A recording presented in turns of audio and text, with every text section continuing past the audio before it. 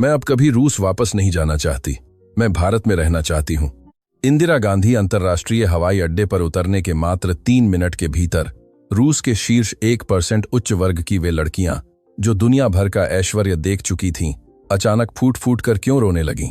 उन्होंने अपने माता पिता से संपर्क कर वापस लौटने से इनकार क्यों कर दिया? यह एक ऐसी घटना थी जिसने मॉस्को के शिक्षा मंत्रालय तक को हिलाकर रख दिया। यह एक स्कूल ट्रिप शैक्षिक यात्रा की वह सच्चाई है जिसे सुनकर आप दंग रह जाएंगे। पेरिस और लंदन देख चुकी इन लड़कियों को किसी भव्य स्मारक ने नहीं, बल्कि भारत की उस दैनिक महिमा ने जीत लिया जिसे हम अक्सर अनदेखा कर देते हैं। मात्र 48 घंटों के प्रवास ने उनके जीवन दर्शन और उनके देश के भविष्य को बदल दिया। यह एक मर्मस्पर्शी कहानी है। कृपया अपने रूमाल तैयार रखें। मॉस्को की कुलीन छात्राएं और उनकी भारत यात्रा।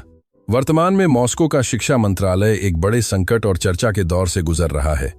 2025 के आंकड़ों के अनुसार रूस से भारत आने वाले पर्यटकों की संख्या में 68% की वृद्धि हुई है। विशेष रूप से रूसी युवाओं के बीच भारत की लोकप्रियता चरम पर है। मॉस्को के अंतर्राष्ट्रीय स्कूलों में, जहां केवल शीर्ष 1% प्रभावशाली लोगों के बच्चे पढ़ते हैं, भारत विशेषकर दिल्ली और मुंबई को शैक्षिक यात्रा के लिए चुनने का चलन तेजी से बढ़ा है। हाल ही में ऐसी ही एक प्रतिष्ठित स्कूल की छात्राओं ने भारत की यात्रा की, जिसकी चर्चा सोशल मीडिया पर जंगल की आग की तरह फैल गई। मैं भारत में रहना चाहती हूँ, मैं रूस नहीं लौटना चाहती। कहा जाता है कि एक छात्रा ने हवाई अड्डे पर उतरने के मात्र 3 मिनट बाद अपने माता पिता को फोन किया और भारत में पढ़ाई करने के अवसरों की जांच करने का अनुरोध किया। एक अन्य छात्रा तो आखिरी दिन गायब होने की कोशिश करने लगी क्योंकि वह भारत छोड़ना ही नहीं चाहती थी। आखिर इन उच्च वर्ग की लड़कियों ने भारत में ऐसा क्या देखा? कहानी शुरू करने से पहले कृपया हमारे चैनल को सब्सक्राइब करें। आप सभी दर्शकों का धन्यवाद जो हमेशा मेरा साथ देते हैं। आशा है कि आप सभी स्वस्थ और सुखी रहेंगे। भारत का समर्थन करने वाले मित्र कमेंट में जय हिंद या आई लव इंडिया जरूर लिखें। सोफिया की कहानी। मेरा नाम सोफिया है। मैं मॉस्को इंटरनेशनल स्कूल की 18 वर्षीय छात्रा हूं। हमारा स्कूल रूस का सबसे प्रतिष्ठित स्कूल है, जहां उच्च अधिकारियों, बड़े उद्योगपतियों और शीर्ष वकीलों के बच्चे पढ़ते हैं। मेरे पिता एक ऊर्जा कंपनी में वरिष्ठ अधिकारी हैं और माँ एक अंतर्राष्ट्रीय वकील हैं। बचपन से ही मैंने यूरोप के लगभग सभी देशों, पेरिस, लंदन, रोम, बर्लिन की यात्रा की है। सच कहूं तो वे सब एक जैसे ही लगते थे। पुरानी इमारतें, महंगी कीमतें और ठंडे मिजाज के लोग। लेकिन मेरी दिलचस्पी कहीं और थी भारत में। सच कहूं तो मैं बॉलीवुड संगीत, अरिजीत सिंह के गानों और भारतीय संस्कृति की दीवानी थी। रात में मैं छुपकर अपने हेडफोन पर भारतीय गाने सुनती थी और सबटाइटल के साथ भारतीय फिल्में देखकर थोड़ी बहुत हिंदी सीखने की कोशिश करती थी। लेकिन मेरे माता पिता की सोच अलग थी। सोफिया, भारत? क्या तुम्हें पता भी है वह कहाँ है? मेरे पिता भारत को केवल एक विकासशील एशियाई देश समझते थे। माँ भी यही कहती थी, यूरोप या अमेरिका जाना ज्यादा फायदेमंद नहीं होगा। लेकिन मैंने हार नहीं मानी। जब स्कूल में शैक्षिक यात्रा के स्थान के लिए मतदान हुआ तो मैंने भारत को चुना। आश्चर्य की बात यह थी कि मेरे आधे से ज्यादा दोस्तों ने भी भारत को ही चुना। तब मुझे एहसास हुआ कि रूसी युवाओं में भारतीय संस्कृति, योग और वहां की तकनीक का कितना गहरा प्रभाव है। अंततः स्कूल ने भारत यात्रा का निर्णय लिया। जाने से पहली रात मैं सो नहीं सकी। मुझे विश्वास नहीं हो रहा था कि मैं आखिरकार भारत जा रही हूं। मन में डर भी था, अगर वास्तविकता वैसी नहीं हुई जैसी मैंने सोची थी तो। हवाई अड्डे जाते समय माँ ने कहा, ज्यादा उम्मीद मत रखना, वह यूरोप जैसा नहीं होगा। मैंने सिर हिलाया, पर मन में सोचा, माँ, आप भारत को नहीं जानती। हवाई अड्डे पर हमारे शिक्षक एना पेट्रोवना हमसे मिले। वह 30 साल के अनुभव वाले सख्त लेकिन स्नेही शिक्षक थे। उन्होंने कहा, याद रहे, हम रूस का प्रतिनिधित्व कर रहे हैं, हमें अनुशासित रहना है। हमने लंबी उड़ान भरी और रात 11:20 बजे दिल्ली के इंदिरा गांधी अंतर्राष्ट्रीय हवाई अड्डे पर उतरे। हवाई अड्डे के वे 3 मिनट, जैसे ही विमान का दरवाजा खुला, मेरे दिल की धड़कन बढ़ गई। टर्मिनल के भीतर कदम रखते ही मेरा मुंह खुला का खुला रह गया। सर, क्या यह वास्तव में एक हवाई अड्डा है? यह तो किसी भव्य महल जैसा लग रहा है। रात का समय होने के बावजूद वह दिन की तरह रोशनी से जगमगा रहा था। फर्श शीशे की तरह चमक रहा था। यह मॉस्को के हवाई अड्डे से बिल्कुल अलग था, जहां रात 10 बजे के बाद सन्नाटा छा जाता है। फर्श गंदा होता है और कर्मचारी ठंडे होते हैं। यहाँ हर सूचना डेस्क पर मुस्कुराते हुए कर्मचारी तैनात थे। मैंने सफाई कर्मचारियों को देखा जो यात्रियों को देखकर विनम्रता से सिर झुका रहे थे। क्या यह वास्तव में वास्तविकता थी? रूस में ऐसा दृश्य कभी नहीं देखा जाता। मेरी एक सहेली ने मेरा हाथ पकड़कर फुसफुसाया, सोफिया, यह तो अद्भुत है। इतनी रात को भी इतना साफ, इतने लोग, और हवा में चमेली और मसालों की कितनी भीनी सुगंध है। इमिग्रेशन आप्रवासन के समय मैं फिर से चौंक गई। हालांकि हम एक विदेशी छात्रों का समूह थे, कर्मचारी बिल्कुल भी परेशान नहीं हुए। वहां रूसी भाषा बोलने वाले स्वयंसेवक भी तैनात थे। नमस्ते, भारत में आपका स्वागत है। उनकी धारा प्रवाह रूसी सुनकर हम सब दंग रह गए। उन्होंने हमें फॉर्म भरने से लेकर सामान लेने और अगले दिन के कार्यक्रम तक सब कुछ इतनी विनम्रता से समझाया जैसे हम उनके अपने हों।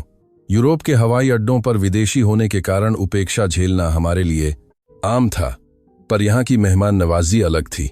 जब मैं ऑटोमेटेड गेट के सामने खड़ी थी और मशीन का उपयोग नहीं समझ पा रही थी, तो एक कर्मचारी तुरंत आया और विनम्रता से मेरा मार्गदर्शन किया। स्क्रीन पर रूसी भाषा का विकल्प भी था। सामान लेने वाली जगह पर बड़ी डिजिटल स्क्रीन पर रियल टाइम जानकारी मिल रही थी। मॉस्को में सामान ढूंढने में ही 1 घंटा लग जाता है, पर यहाँ सब कुछ सटीक और तेज था। मेरा सामान 10 मिनट के भीतर आ गया। सामान का इंतजार करते समय मैंने अपने पिता को मैसेज भेजा, पापा, क्या आप भारत के विश्वविद्यालयों के बारे में जानकारी देख सकते हैं? यहाँ सब कुछ अविश्वसनीय है। मुझे यहाँ आए मात्र 3 मिनट हुए हैं, पर मुझे इस देश से प्यार हो गया है। मैसेज भेजने के बाद मुझे एहसास हुआ कि मैंने क्या लिख दिया है। मैं अभी हवाई अड्डे से बाहर भी नहीं निकली थी, लेकिन मुझे महसूस हो गया था कि यह देश मेरी कल्पना से कहीं अधिक विकसित, संवेदनशील और मानवीय है। रात की दिल्ली और सुरक्षा का एहसास। शिक्षक ऐना ने हमें इकट्ठा किया और हम बस की ओर बढ़े। हवाई अड्डे से बाहर निकलते ही उपोष्णकटिबंधीय रात की गर्म हवा ने हमारे चेहरों को छुआ। बस के भीतर सब कुछ बहुत साफ और आरामदायक था। ड्राइवर ने मुड़कर अंग्रेजी में कहा, वेलकम टू इंडिया। हम 40 मिनट में आपके होटल पहुंच जाएंगे। कृपया अपनी बेल्ट बांध लें। जब बस दिल्ली की सड़कों पर दौड़ी तो सड़कें दूधिया रोशनी में नहाई हुई थीं। मॉस्को की सड़कें रात में अंधेरी और खतरनाक होती हैं, पर यहाँ सब कुछ अलग था। मेरी एक सहेली चिल्लाई, देखो, हर जगह रोशनी वाली दुकानें हैं। क्या वे रात भर खुली रहती हैं? वास्तव में हर कुछ 100 मीटर पर 24 घंटे खुले रहने वाले स्टोर जैसे 24/7 थे। लोग बेखौफ आ जा रहे थे। लेकिन सबसे चौंकाने वाला दृश्य अभी बाकी था। हमने देखा कि रात के 1:30 बजे भी युवा महिलाएं सड़क पर अकेली चल रही थीं। वे हेडफोन लगाए बिना किसी डर के टहल रही थीं। कुछ लड़कियां स्कूटी चला रही थीं। मैं अपनी आंखों पर यकीन नहीं कर पा रही थी।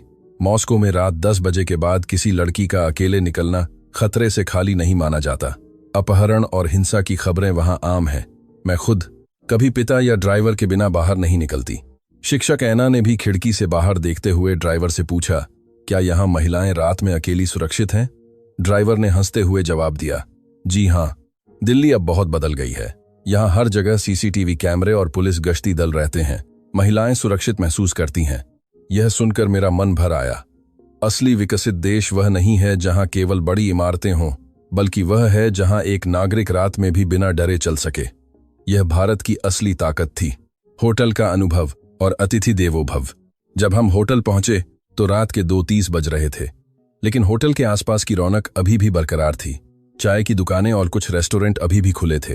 होटल के रिसेप्शन पर कर्मचारियों ने हमारा बहुत गर्मजोशी से स्वागत किया। चूंकि आप छात्र हैं, हमने आपके लिए एक शांत मंजिल पर कमरों की व्यवस्था की है ताकि आप अच्छी नींद ले सकें। उनकी वह धीमी अंग्रेजी और चेहरे की मुस्कान ने मेरा दिल पिघला दिया। उन्होंने हमें अगले दिन के नाश्ते और आसपास की सुविधाओं के बारे में विस्तार से बताया। अतिथि देवो भव, अतिथि भगवान के समान है की भावना यहाँ के व्यवहार में साफ झलक रही थी। कमरे में पहुंचकर मैंने खिड़की से बाहर देखा। रात के 3 बजने वाले थे, पर शहर अभी भी सोया नहीं था। यह शहर ऊर्जा से भरा था। लोग अपनी मर्जी से काम कर रहे थे, किसी दबाव में नहीं। बिस्तर पर लेटते ही मेरी आंखों में हवाई अड्डे की चमक, सुरक्षा का वह एहसास और जीवंत शहर के दृश्य घूमने लगे। रूस में जिसे हम नॉर्मल मानते थे, जैसे रात में असुरक्षा, कर्मचारियों की बेरुखी, वह वास्तव में सामान्य नहीं था। भारत ने मुझे दिखाया कि दुनिया को बेहतर, सुरक्षित और मित्रवत बनाया जा सकता है। सुबह का नाश्ता और भारत की जीवंतता। समय के अंतर, जेट लैग के कारण मैं सुबह 6 बजे ही जाग गई। गलियारे में मेरी अन्य सहेलियां भी मिल गईं, जो सो नहीं सकी थीं। हमें भूख लगी थी। मॉस्को में सुबह 8 बजे से पहले कुछ भी मिलना नामुमकिन है, लेकिन होटल के पास ही एक 24 घंटे खुला रहने वाला दक्षिण भारतीय भोजनालय था। सुबह 6:30 बजे भी सड़कों पर चहल पहल थी। दफ्तर जाने वाले लोग, ऑटो रिक्शा और ताजी चाय की खुशबू। हम उस भोजनालय में गए। गरम भाप और सांबर की खुशबू ने हमारा स्वागत किया। वहां का मेनू देखकर मेरी आंखें फटी रह गईं। मसाला डोसा, इडली, वड़ा, सब कुछ रूस के मुकाबले बहुत ही सस्ता था। मॉस्को में एक वक्त के खाने की कीमत यहाँ के मुकाबले 3 गुना से भी ज्यादा होती है। वहां की अम्मा दुकानदार महिला ने हमें बहुत प्यार से फोटो वाला मेनू दिखाया और अपनी टूटी फूटी अंग्रेजी में समझाया कि क्या अच्छा है। वह अपनापन अद्भुत था। हमने पेट भरकर खाया और बिल मात्र कुछ 100 रुपये आया। एना सर ने भी मुस्कुराकर कहा, यह अविश्वसनीय है। लोधी गार्डन, बुजुर्गों की मुस्कान और सोफिया की यादें। हमारी यात्रा का पहला पड़ाव लोधी गार्डन था। वहां हमने दिल्ली के आम जनजीवन को देखा। लोग योग कर रहे थे, कुछ दौड़ रहे थे और कुछ लाफ्टर क्लब, हंसी के क्लब में जोर जोर से हंस रहे थे। वहां एक जगह मुफ्त व्यायाम उपकरण लगे थे। बुजुर्ग लोग बड़े उत्साह से उनका उपयोग कर रहे थे। एक वृद्ध महिला योगासन कर रही थी। मैंने उनसे बात करने की कोशिश की। हालांकि वह ज्यादा अंग्रेजी नहीं जानती थीं, लेकिन उन्होंने मुस्कुराकर अपने बैग से मुझे एक मिठाई दी। उनकी उस मुस्कान ने मुझे मेरी दादी की याद दिला दी। मेरी दादी का पिछले साल मॉस्को के एक छोटे से अपार्टमेंट में निधन हो गया था। वह अकेले रहती थीं। मॉस्को की कड़क ठंड और असुरक्षित पार्कों के कारण वह कभी बाहर नहीं निकल पाती थीं। अगर मेरी दादी भारत जैसे देश में होती, जहां बुजुर्गों के लिए ऐसे सुरक्षित पार्क और सामाजिक वातावरण है, तो शायद वह कुछ और साल जीवित रहती। मेरी आंखों में आंसू आ गए। असली प्रगति केवल जीडीपी में नहीं, बल्कि अपने बुजुर्गों और कमजोरों के प्रति संवेदनशीलता में होती है। पुस्तकालय और ज्ञान के प्रति सम्मान। दोपहर में हम कनॉट प्लेस के एक बड़े बुक स्टोर जैसे ऑक्सफोर्ड बुक स्टोर में गए। वहां का नजारा अद्भुत था। दोपहर के समय भी वहां लोग शांति से बैठकर पढ़ रहे थे। कुछ दफ्तर जाने वाले लोग अपने लंच ब्रेक में वहां आकर नोट्स बना रहे थे। एना सर ने समझाया, भारत की प्रगति का राज यही है, निरंतर सीखने की ललक। यहाँ का हर व्यक्ति, चाहे वह युवा हो या वृद्ध, ज्ञान के प्रति बहुत गंभीर है। रूस में शिक्षा को अक्सर एक बोझ समझा जाता है, पर यहाँ यह एक उत्सव था। मैंने वहां हिंदी सीखने की कुछ किताबें देखीं। उन वर्णमालाओं की बनावट कितनी कलात्मक थी। मैंने उसी क्षण ठान लिया कि मैं इस भाषा को सीखूंगी और एक दिन इस देश का हिस्सा बनूंगी। वेस्टर्न इंडिया का जादू, दिल्ली हाट और युवा संस्कृति।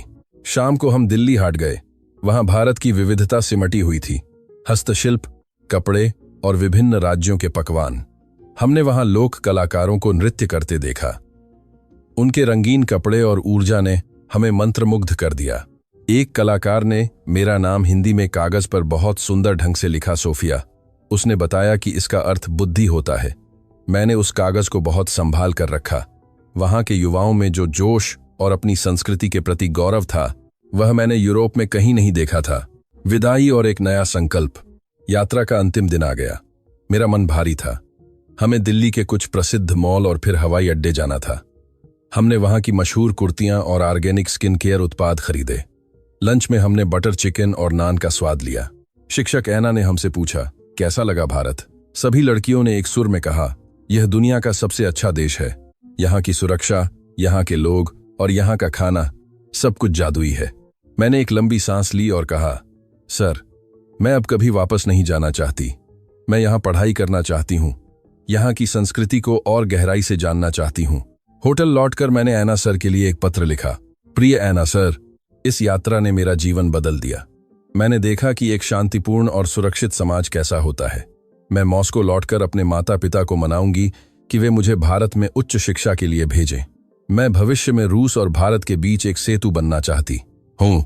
रूस वापसी और उसके बाद का प्रभाव। जब हम मॉस्को पहुंचे तो वहां का आसमान धुंधला और ग्रे था। दिल्ली की नीली छटा और रोशनी के मुकाबले मॉस्को बहुत ही ठंडा और उदास लग रहा था। हवाई अड्डे पर मेरी मां मुझे गले लगाने आई। सोफिया, घर में स्वागत है। लेकिन मुझे मॉस्को अजनबी लगने लगा। वहां के लोग इतने गंभीर और बेरुख क्यों थे? सड़कें इतनी गंदी और अंधेरी क्यों थीं? घर पहुंचकर मैंने अपने पिता से कहा, पापा, मैं भारत जाना चाहती हूं। वहां का समाज और वहां की शिक्षा प्रणाली बहुत ही उन्नत और मानवीय है। रात को घर में लंबी चर्चा हुई। मैंने उन्हें भारत के बारे में वीडियो दिखाए।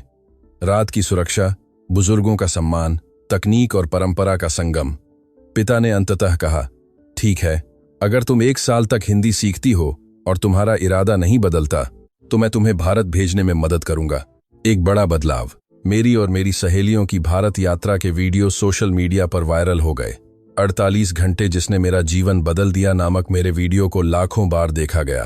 पूरे रूस में भारत को लेकर एक नई बहस छिड़ गई। माता पिता अपने बच्चों को भारत भेजने की मांग करने लगे। 1 महीने बाद रूस के शिक्षा मंत्रालय ने हमारे स्कूल की रिपोर्ट का संज्ञान लिया। उन्होंने आधिकारिक तौर पर भारत की शिक्षा और शहरी बुनियादी ढांचे को एक मॉडल बेंचमार्किंग के रूप में अध्ययन करने का निर्णय लिया। हमारी 48 घंटे की यात्रा ने एक पर का पूरा देश की नीतियों को प्रभावित करना शुरू कर दिया था। आज मैं हर दिन 2 घंटे हिंदी पढ़ती हूँ। मेरे पिता ने मुझे दिल्ली विश्वविद्यालय और IIT के ब्रोशर लाकर दिए हैं। मेरी माँ भी अब भारत के बारे में सकारात्मक हैं। उन्होंने कहा, सोफिया, मैंने तुम्हारा वीडियो देखा। वह बुजुर्ग महिलाएं जो पार्क में योग कर रही थीं। काश तुम्हारी दादी भी उस समाज का हिस्सा होती।